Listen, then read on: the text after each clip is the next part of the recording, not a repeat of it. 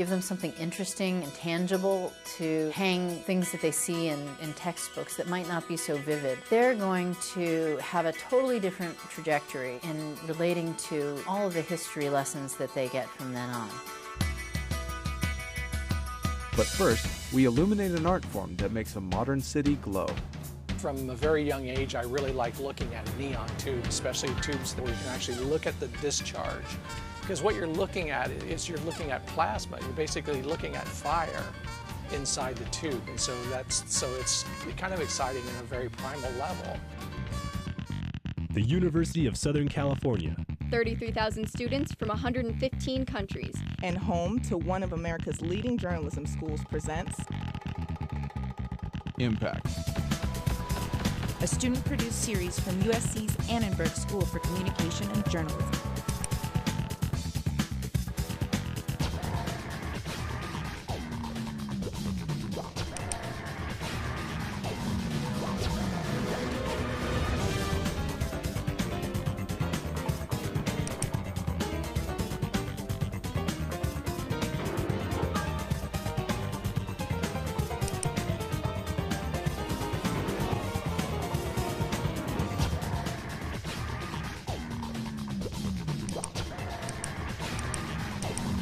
This is Impact.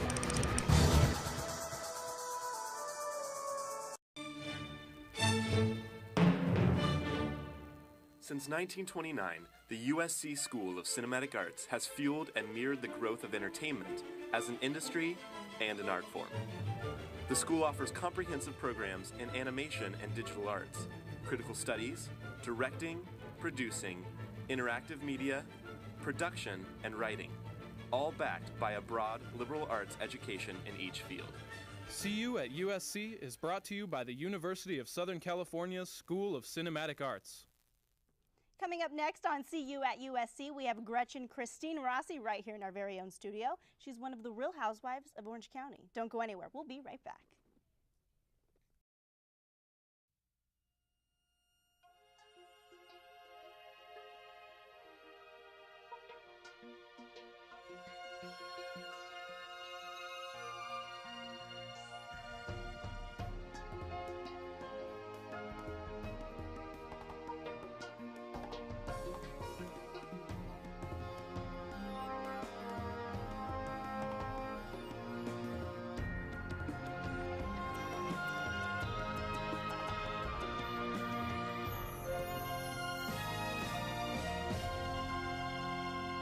Back to CU at USC, the best college talk show on television. I am your host, Megan Tellis, and you're watching Tuesday Nights with Tellis. Tonight, I am more than honored to let you all know that we have Gretchen Christine Rossi in the house. If you missed the introduction, then let me tell you, she's one of the Real Housewives of Orange County. Not only does she have a cosmetic line out, she dropped a single, right? Yes, I did. That's actually, so exciting. Yes.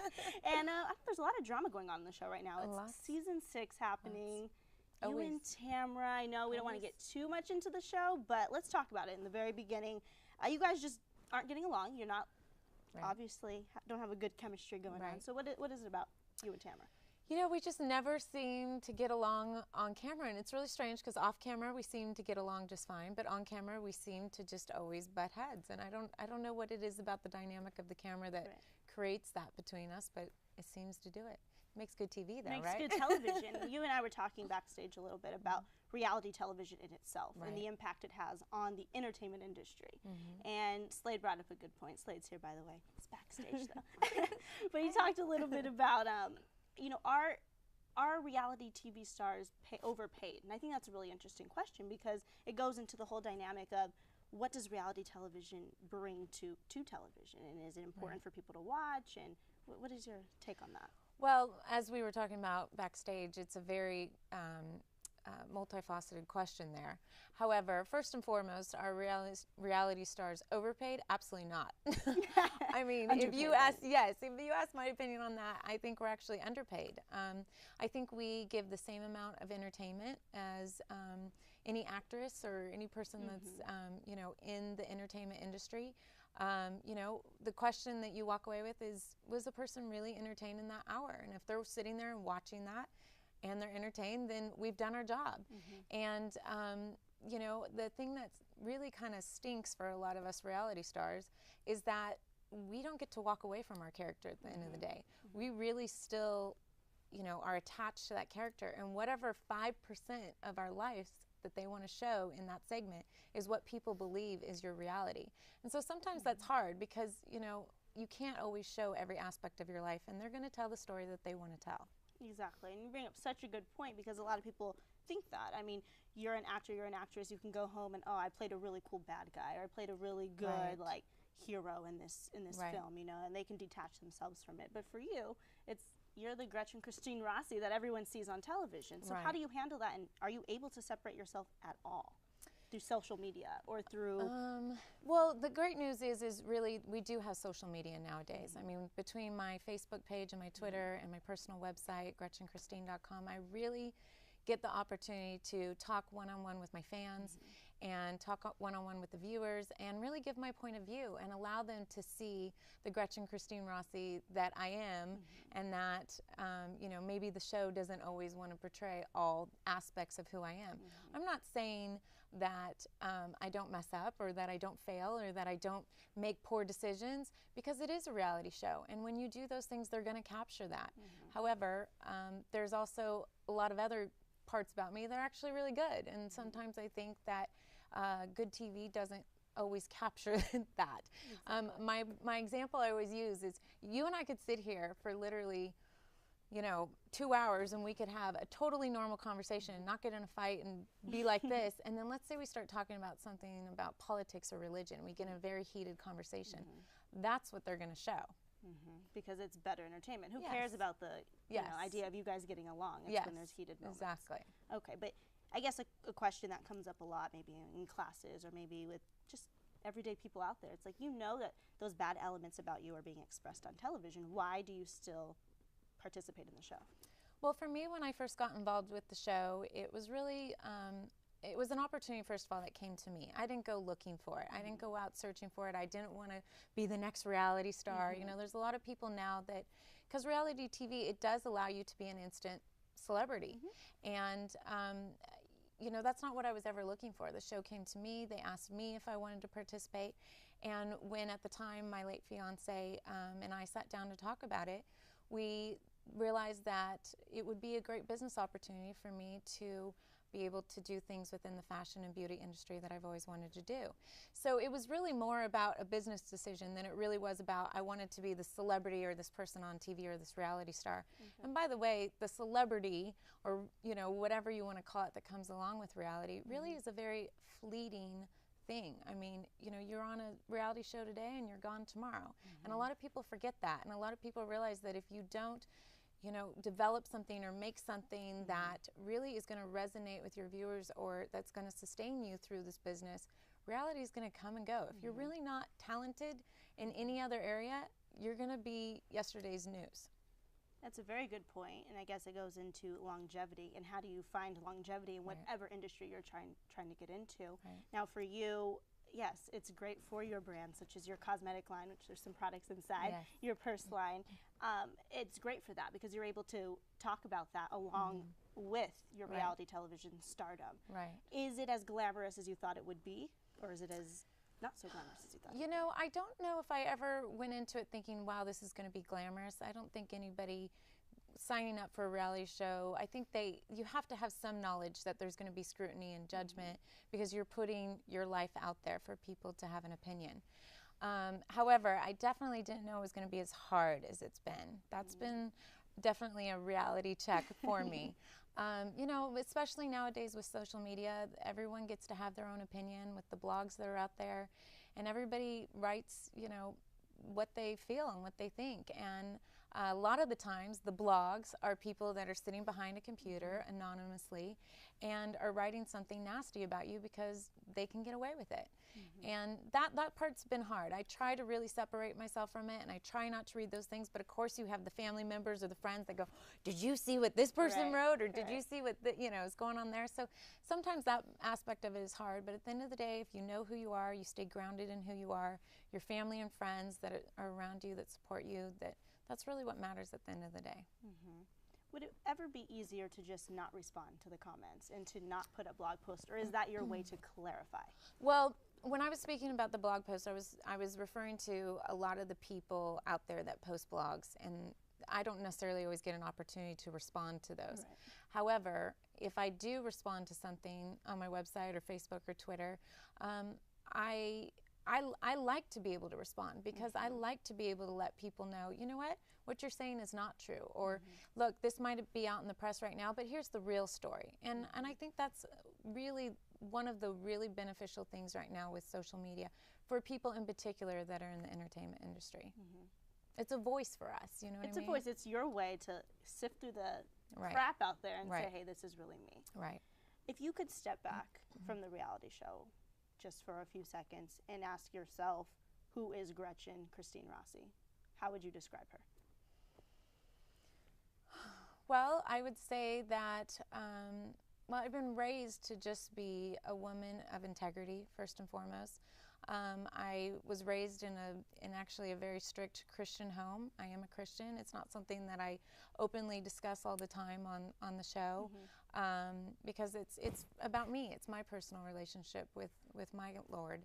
And I think, you know, it really is just, I'm a very outgoing, flamboyant, giving woman, and you know, that loves life. I love life, and I think that the show does capture that at the end of the day, no matter what's thrown my way, no matter what trials or tribulations I'm going through, I'm a survivor, and I get back up, and I, you know, I take care of myself. And you know, a lot of times people thought I was a gold digger the first season, and you know, people thought that I, you know, couldn't take care of myself, or they didn't know that I was a very successful real estate agent before, you know, I got on the show, and everybody thought I was just with Jeff for certain reasons. So it's been interesting to see the show evolve and allow me as who I am evolve, and it's been fun for me.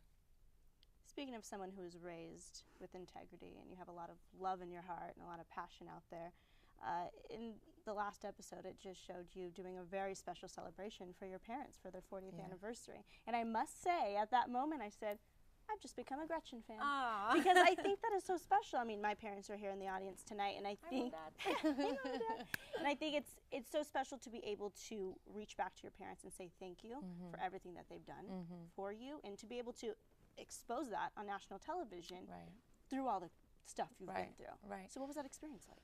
Well, gosh, that was really, really neat for me to be able to do that. When season 6 went into post-production, they sat down with me about what was going on in my life. It was right in the midst of planning that for my parents.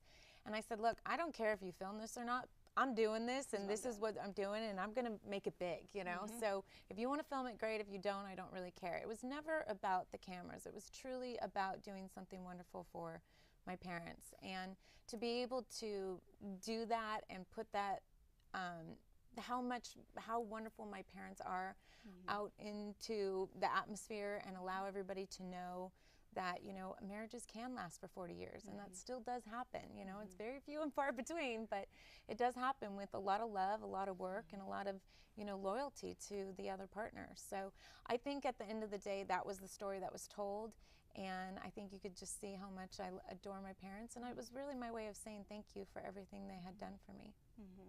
I know, and I saw that you had, you know, made that dress for her, and then the ring from your old ring, and I just thought that is so. You know what? Let me clarify something on that, because there's so many people that said, because when you say the old ring, a lot of people said that, oh my gosh, why would you take that ring and use the stones for your mom's ring?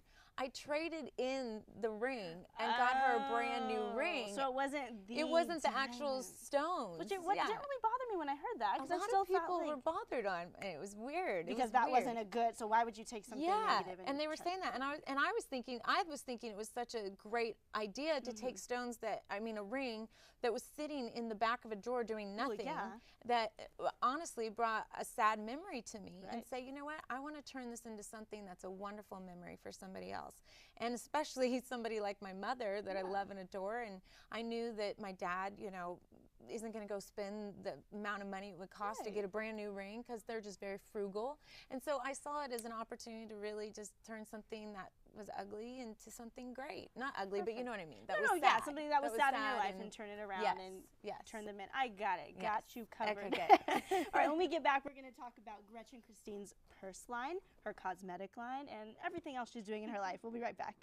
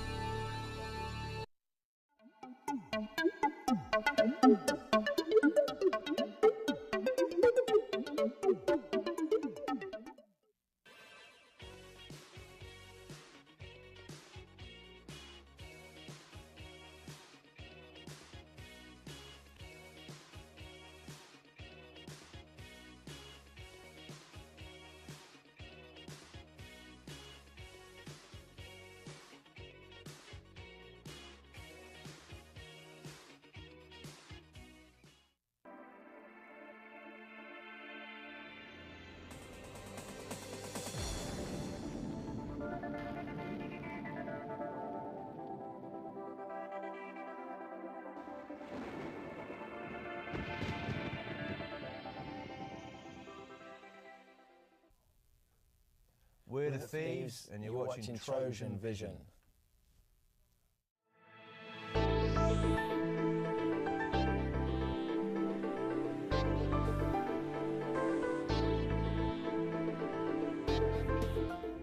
And welcome back to See You at USC. Once again, the best college talk show on television.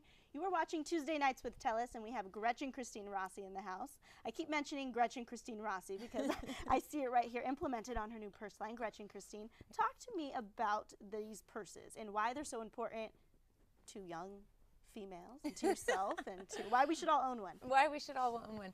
Well, first of all, I think a lot of people, it was funny because my makeup line was Gretchen Christine, and a lot of people are like, what's Gretchen Christine? And it's my first and middle name, and Rossi was my married name, so I've kind of decided to move away from the Rossi and start with the Gretchen Christine, kind of a new start. And when it came to the purse line, I really just, it really truly was inspired by my fans. What happened was I wore this Versace $3,000 bag on the show, and I got so many emails of girls going, where did you get that bag? I got to get that bag. And then I'd respond and go, oh, it's a Versace. And they'd be like, oh. Like you felt like the, you know, the sadness in the email of the girl being like, I could never afford that. Yeah. So I started to realize that every woman out there wants to have access to beautiful, high-end fashion, but at an affordable price. And especially when I started to develop this, it was during the time that we were really struggling, you know, economically. Right. And I thought, you know what, I really want to make something that's, you know, an all-leather, high-quality bag for the 2010, at the time it was 2010, 2010 woman, you know, that was functional yet beautiful. So what was different about my bags in particular is that first of all, I wanted to have this inside flap here where you could actually store all of your makeup. That is wonderful. So and it even of course, has a mirror. you know, yes, and it has a little mirror in there as well. But of course, I have all of the, you know, Gretchen Christine makeup in here. But I really wanted it to be something that was easy to get in your purse and be able to grab your compact easily or grab your lipstick easily, because how many times are you in your purse like digging for something? Right now, you know? it just happened. I'm in my backpack. Yeah. I'm still student. Right, backpack. But it would be nice if I could have that. No, because you always nice lose it at the bottom. Yes. And you have like, where's my mascara? Where's my lip gloss? Yes. And the reason for the flap is because I think sometimes makeup opens up in the bag and it gets all over your bag and it ruins the nice lining of your bag. So that was the reason for the flap. I made outside pockets on every single one of my bag, because how many times do we always want our cell phone and our keys? Yeah. And so I wanted it to be very accessible right against the person so that you could easily grab it. Okay. And then on the front here, there's actually a little hidden pocket here. And it's nice because I can't tell you how many times I go to the nail salon. I want to take off my ring and I don't want to lose it, so I stick it in my hidden pocket up here, or anything that's private or personal, or a valet ticket or something that you always lose. Especially here in LA, it's like you go park, or parking ticket or whatever parking structure ticket. So there was little details like that that I did. This is actually from my pearl naturalized collection. I also have a woven collection that has a lot of the same features to it as well, especially that inside flap for the makeup. So what's the difference between the two collections? The woven collection is a woven intertwined of patent leather and leather. And by the way, my handbags are all real leather. That was important to me too. I wanted people to really get high quality, nice leather. You can tell how plush it is. We are going to be doing a lower price line of, you know what I'm trying to say there. A little more frugal. Yes, there you go. with some different materials, because even for some people, they still even said, you know, $239 for this was still expensive for them. So I'm listening to my fans. I'm listening to what people say. You know, I did little details like the feet and stuff like that on there that really you find on sometimes only on some of the designer bags. So I really wanted it to be something that somebody walked in a room, was proud to have on their arm and excited about, and that's why I really think that every woman should have a Gretchen Christine bag. That's your pitch right there. What did you learn from releasing the first collection to the second one? Oh my goodness. Definitely learned a lot. We actually debuted on Shop NBC, which to great success. I was very excited about that. And we did so well that we went back into production, and they're sold exclusively on my site. Well, actually, as of today, I am now in the Victor Paul salon, who's my wonderful hairstylist. He has retail in there, and we put the purses in there. Where can people find those? If they go to victorpaulsalon.com, they can make an appointment for their hair today, and they can check out the bag. So that was really exciting for me. But they are only available on my site, which is GretchenChristine.com, or in that salon now. So it's been really exciting, because after we did the Shop NBC, we went back into production, and then we're almost completely sold out again. So it's great. Congratulations. So, but we're moving on to the next collection, and we're working on that currently. Wow. And what has been the best compliment people have sent you via text or via Twitter or email or whatever it may be about the bags? I get a lot of great responses from the bags, but today it was funny. On the way up here, I got an article in InStyle.com, and they talked very highly about me and the handbags, and it was very exciting. It was kind of one of my prouder moments, because I was like, you know what, when you're in style, you know, being talked about, and and they're saying, you know, Gretchen's on her way. It was very exciting. I was very proud. It was a very proud moment. I mean, this has been a lot of hard work, a lot of sweat and tears, and I'm really proud of it. I'm so proud of you. Thank you. I did this series of stories, I guess you could say, about young entrepreneurs coming up, and it was called From the Ground Up. And I think what was so compelling about every interview that I did was that these people, you know, spend their lives trying to put their product out there. So what is it that is so important about being an entrepreneur now? I mean, you were a reality star, and then you put your cosmetic line out there, you put your purses out there. What is it about entrepreneurship that is so important, especially in today's state of economy? Well, you know, it's interesting, because I came from a family of entrepreneurship. My father was an entrepreneur, and my mother was right alongside helping build the brand and the company, and so I was raised in that environment. And right out of school, I was, you know, working for somebody else, and I realized very quickly I didn't like that. I really wanted to be my own boss, and I ended up getting to the real estate industry, and I loved that, and I did really well for a while. Unfortunately, Jeff got sick, and I moved away from that industry. And after Jeff passed away, I really realized I wanted to get back on my feet, but I wanted to do it in an area that I was too scared to try before. Honestly, that's really what it came down to. I was a little bit scared, and so because I didn't want to fail, and I think that's what a lot of people get scared of, is they don't want to fail. So I decided to go for it, and I did. And the thing that I did have working to my benefit is, you know, a lot of people spend close to 30%, sometimes 50% of their money in advertising, and I have built-in advertising being on a reality show. So, and it's not even about, it was really about them just following my story, you know, so that worked out to my benefit. I noticed that on Marky Costello's website, she was teaching you how to do the hosting thing, Yes. or more of, you know, being able to be in front of a camera and sell your product. Yes. That was so cool to me, because again, you are dabbling in all these different parts of your life, from being an entrepreneur to being a reality star to dropping singles. Now you're a singer. Now I'm a singer. Now you're a singer too. So what did Marky teach you? Oh my gosh, Marky's one of the best in the business, and she is tough. I mean, I'm telling you, I haven't gone to one of her. You should go. You should go. You should go to one of her things. She's really good. And what I like about her is she doesn't BS you. Like, she just tells you exactly, like, okay, that sucked. Like, you were horrible, right? And so, but that makes you better. And that's the thing. I don't need anybody to butter me up. I want somebody to really challenge me and say, you need to work on this, or you need to be better in this environment or this area. And I had one, like, going on a shop in BC, you are live. And it's like D-Day. Like, either you're going to do it or you're not. So I knew I needed somebody that was tough, and that's why I went to her. And I had actually been doing a lot of hosting gigs before I even started going to her. And she helped me so much and to be so much more comfortable in front of the camera. And hosting is definitely something that I really want to pursue and really want to do because I've enjoyed it so much. Look at you. Yeah, just keep adding to the list, right? The list. Check. I'm the host. I'm the next Oprah, right? Exactly. See? What did, I guess I'm just more interested about Marky. Like, what is one thing when you walked away from there that you're like, oh, I didn't know that about, you know, myself?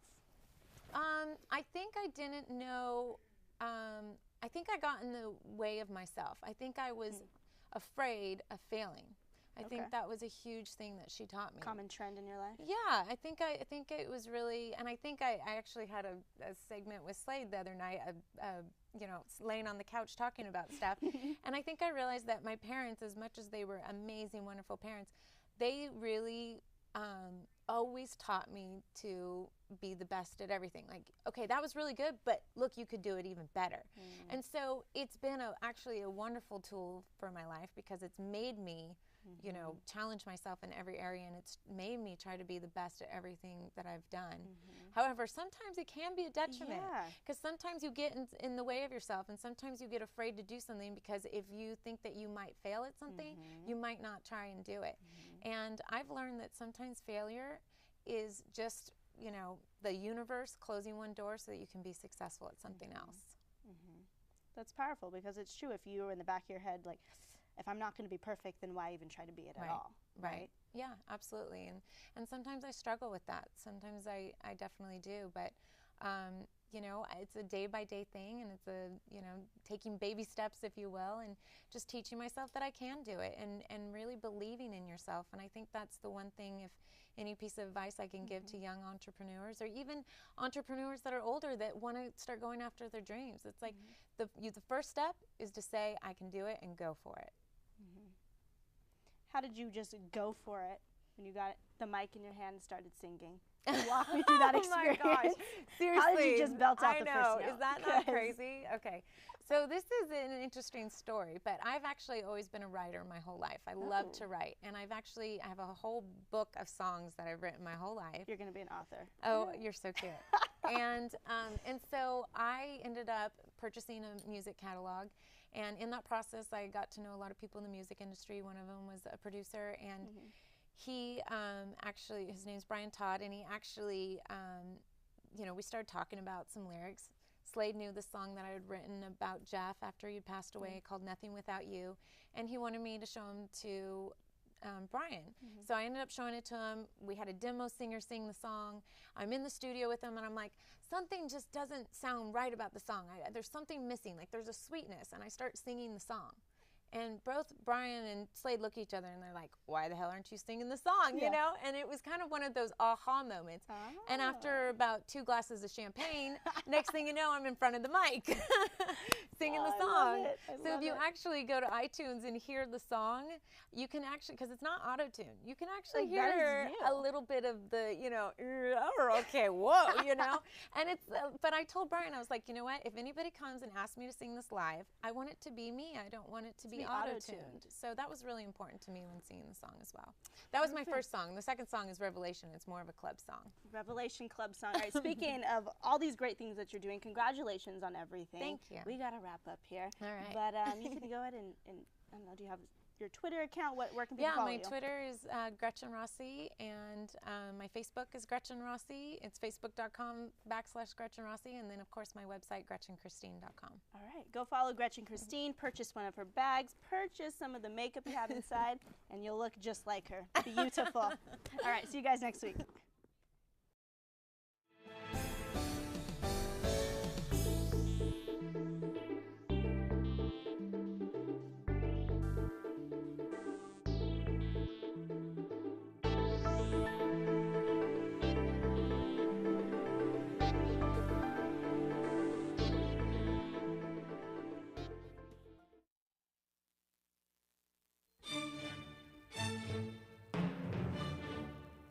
Since 1929, the USC School of Cinematic Arts has fueled and mirrored the growth of entertainment as an industry and an art form.